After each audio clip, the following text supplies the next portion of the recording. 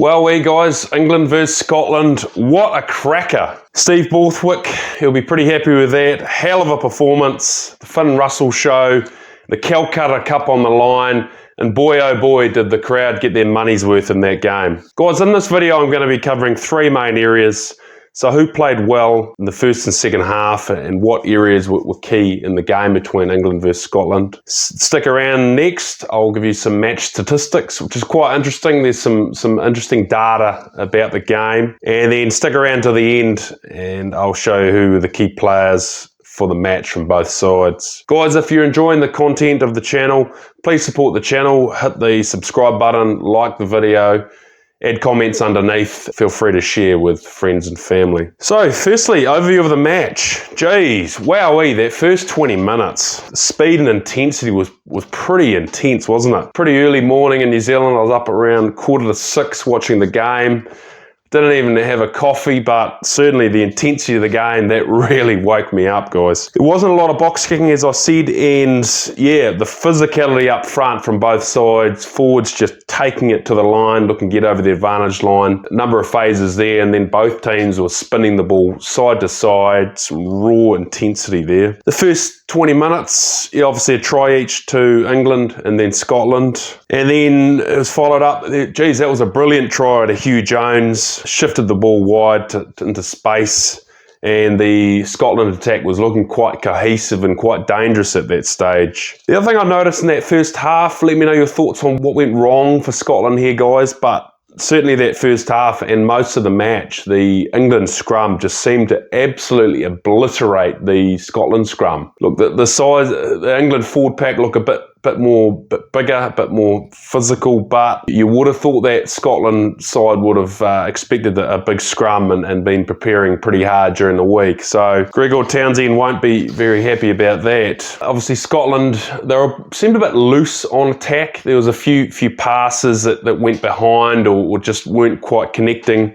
And then Duane van der Merwe, geez, it's like he doesn't like England or something, isn't he? There's that pass that went behind and then he broke about 3 tackles and made about 15 metres upfield when he shouldn't have, but geez, he's a powerful athlete, isn't he? And then obviously a few more duff chances to Scotland, and then obviously England got down the other end, and I thought they looked pretty hot on attack, and then obviously Ollie Lawrence got in the corner with that pretty crazy offload, guys. I'm not quite sure what he was thinking there, but you know, he just needed to go to ground and it looked like it probably would have been a try to England there, so he'll be disappointed with that. Look, in summary of the first half though, yeah, Scotland, it sort of felt like they were dominating the game. They're shifting the ball pretty wide. They're playing at real speed, and England were hanging in there in defence though, but it just felt like that Scotland side, their attack execution just couldn't quite get over the line. So obviously half time, 10 points to 7 to Scotland, and you just thought Scotland should have scored at least another 2 tries in that first half, but they'll be disappointed with that. The second half, obviously again, both sides came out to play. Geez, the physicality and speed of the match. Oof. Obviously, there was another missed chance for Scotland, a ripped ball by Maro Itoje, and then a scrum penalty to England. They just kept dominating the scrum, didn't they, England? All game, just dominated the Scotland side. Again, a few more missed chances for Scotland, and then another turnover to Maro Itoje. Number of turnovers against the Scotland side on attack, which again they won't be happy with, but great defence by the England side. You've got to give them credit there. Equally though, I did think that when England were on attack, there was a couple of really good turnovers by Jamie Ritchie. Like, he's a breakdown specialist, isn't he, guys? So pretty good defence from both sides. Guys, let me know your thoughts on the next big play. 65 minutes in, obviously there was the official warning given to Scotland. England hot on attack. Guys, at that point, I thought that England should have kicked for the corner and put some pressure on. At that phase of the game, England either should execute, score a try, or if they don't score a try, they should be able to execute enough phases and put some pressure on that Scotland side. They could have got a yellow card against Scotland, and that would have really changed the game. But Obviously, England just turned that down and they went for a shot at goal, taking them to a 13-10 lead with around about 15 minutes to go. Shortly after that, there was a pretty good 48-metre kick to Finn Smith. Geez, that was a hell of a kick to go over, wasn't it, guys? And then at that point, yeah, obviously Scotland, they need to score a try. And at that point, I thought, this is probably going to be a win to England. I don't think there's too much left in the Scotland side. Was I wrong though, guys? Was I wrong? Obviously, a few minutes to go and Scotland really applied some pressure. You know, got a number, I think it was about 13, 14 phases, and then that Ewan Ashman with that reckless offload, and 5 minutes to go. I thought that was the game over, and England's won. I felt like that Scotland side, their attack, it just relentless though. It reminds me of the Fijian Drua in the Super Rugby comp down in New Zealand. Yes, they don't always execute their attack that well in some of these plays, but they just keep coming for 80 minutes. And particularly that inside ball, a couple of minutes left, and then that try in the corner to Duane van der Merwe. Just magnificent, wasn't it, guys? Jeepers. Kick to win to Finn Russell. Oh, just to the left.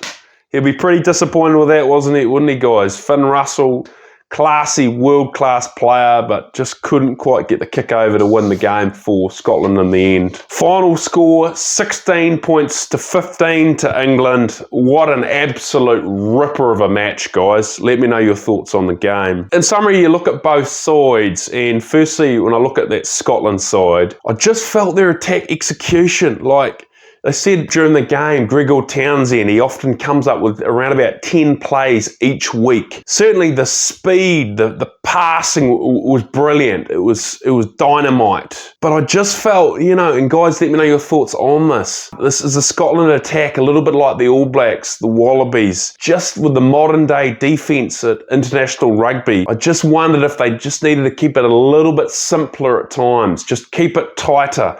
3 or 4 more phases just in mid-quarter, truck it up with the forwards and then spin it wide, and maybe even just simplify it a bit more when they were spinning it wide. It was very complicated attack, I thought, but yeah, and obviously they'll be disappointed with a number of duff chances for the Scotland side. Again, the Scotland defence was brilliant, and their work at the breakdown was phenomenal. Jamie Ritchie, absolutely amazing again. You look at the England side, again, their defence was phenomenal. The physicality they brought, they worked so hard for each other. Their work at the breakdown, phenomenal. And I just felt like their attack was probably a little bit simpler than the Scotland side, but maybe when they had their chances, more effective. There wasn't a lot in the game, I think that's fair to say, but obviously England after last year, they lost a number of games very closely like that, but this is 2 in a row for England now where they've got over the line. They're learning to win dirty, so Borthwick will be stoked with that win. Guys, looking at the match statistics, now this was really, really interesting. I think firstly you look at the key ones here, possession and territory. So possession 58% to 42% for England, and territory 59% to 41% to England. Well, obviously Scotland the better in both of those. But what that shows is clearly Scotland dominated the game on those stats, nearly 20% better in both territory, getting down and playing in the half of England, and just 20% more possession, controlling the ball. They had the England side in those stats. Tackle percentage, England at 84%, so Borthwick will be a bit disappointed with that, and Scotland pretty good at 90%. So yeah, again, a bit disappointing for England. But obviously tackles made, 194 made by England versus 87 for Scotland. So England made over double the amount of tackles of Scotland. Again, that just shows you that Scotland really took it to England and dominated the possession and controlled the ball for most of the game. Interesting one here, the next one, penalty count. So 10 penalties for England versus 13 for Scotland. Townsend will be furious at that, guys. 3 more penalties more for Scotland conceded. And ultimately, those 2 at the end, 6 points that ultimately won England the game, winning at 16-15. Clean breaks, just 2 for England, 9 for Scotland. which is not surprising there. That is a very attacking Scotland side. Defenders beaten, 10 for England and 35 for Scotland. Again, it just shows you they really came to attack. Offloads, England just 3 versus Scotland 10. Again, the Scotland side really came to attack. But turnovers conceded, just 10 for England versus 18 for Scotland. So Townsend won't be happy about that. And again, I think that shows, I felt a number of times that Scotland attack, they'd get to 6-7 phases and then it would be a turnover. They conceded far too many turnovers against that England side, and that halted their attack significantly. So tough pill to swallow for Finn Russell and Gregor Townsend. Key players from the match, guys. The first one I thought was Finn Smith. So obviously a young guy. I thought he had probably a quieter game. Geez, he made a number of tackles though, didn't he, guys? I thought he missed a few tackles, which he won't be happy about, but certainly that Scotland attack was relentless, and the physicality that Scotland side brought was pretty impressive. Certainly his kicking and game management was the basics were done pretty well by him. So all round a pretty good game to Finn Smith again. Finn Russell, guys, let me know your thoughts on him. I thought this was funny. I thought he probably had arguably a quieter game. I felt like he's sort of maturing as a player. I thought particularly on attack, he was more of in a distribution role. He'd catch the ball, spin it to the next man or spin it inside or outside. But yeah, highly effective, and certainly he ran the Scotland attack pretty well from a game management perspective. Look, he kicked well, he defended well. Yeah, I just probably was surprised. I thought there might have been a bit more razzle-dazzle by him, but certainly maybe a more mature Finn Russell. Duane van der Merwe, obviously the man of the match of the game, but Japers, he was phenomenal, but just such a powerful, fast, dynamic athlete, isn't he? And I think the interesting thing there was, England knew what was coming with Duane van der Merwe. They would have been analysing him all week.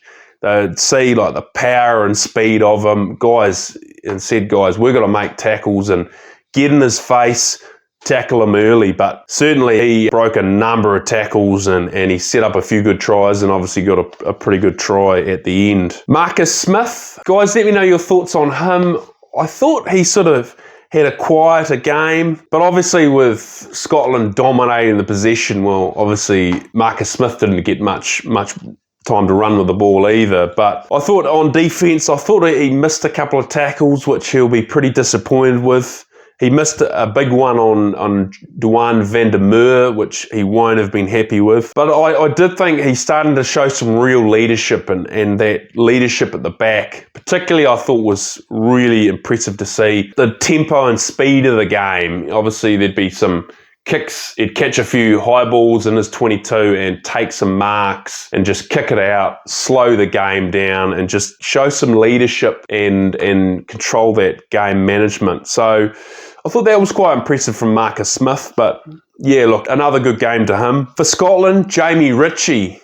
Japers. Again, I said before the game, he's not an emotional character, isn't he? He's not tough and abrasive, but he's just such an intelligent player, a genuine breakdown specialist. He got a number of really good turnovers against a quality England side that's very effective at that breakdown. So phenomenal game to him there. And I thought again, he does the basics really well, catches, he hits good lines, he knew when to pass, when to offload. His defence was intelligent, he made his tackles. Yeah, he's just smart rugby player, isn't he? And again, his leadership was immense to that Scotland side. I think another interesting thing was, guys, recently I watched the latest Eddie Jones podcast, and in that podcast he talked about international rugby these days and the importance of controlling your emotions and just composure under pressure. And look, Jamie Ritchie, he's really good at that, isn't he? He seems so composed when the pressure comes on. He doesn't panic,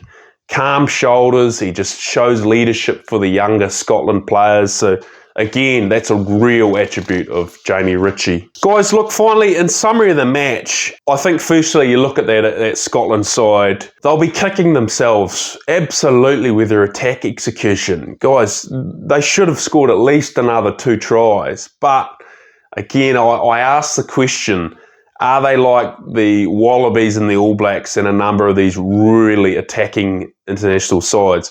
I just wonder if their attack is just too complicated at times. Do they just need to simplify it? That's what I think went wrong for them. Just simplify it, less slick passing out wide, just more composure up the middle, and then execute it just on a simpler attack execution basis. I think you look at England, phenomenal defence, weren't they? Physical, hard work at the breakdown. They shut down that space for Scotland. And look, I thought their attack was simpler. Their attack execution, when the points were on, they executed plays. They scored tries when offer. They took their penalties when offer. And ultimately, they took the points when available better than Scotland. Yeah, obviously, and a good win to England in the end. An absolute nail-biter though, guys. Guys, what do you think decided the result of the match? What were your key players or moments in the match? And guys, if you've enjoyed this video, please like, subscribe, and add any further comments you thought about this cracking Six Nations game. Cheers.